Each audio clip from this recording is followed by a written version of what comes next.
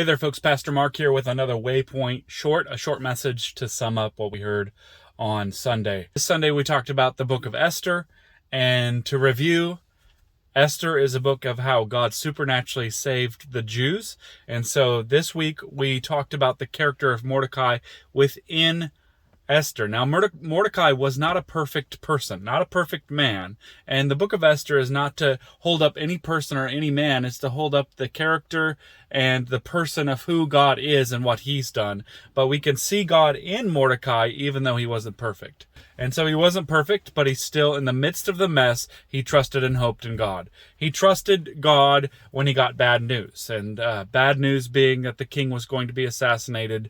And so he trusted God in the midst of that and said it to the right people so that the thing didn't happen.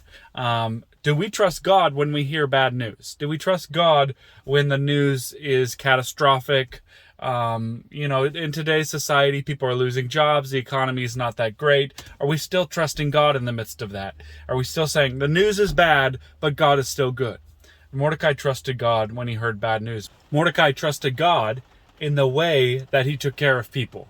He hoped and trusted in God in the way that he took care of people.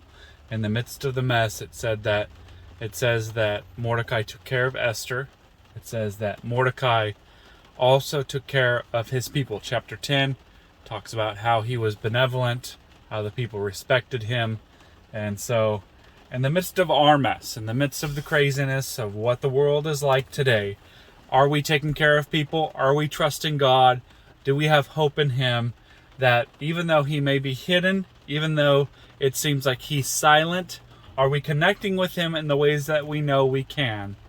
And are we trusting that as we look back, a year from now, 2 years from now, 5 years from now, that we will see the hand of God moving in our lives? If you're having a hard time connecting with God, if you're not seeing where he's working, then please reach out and we could talk through and pray through where he might be working in your life. Have a great week.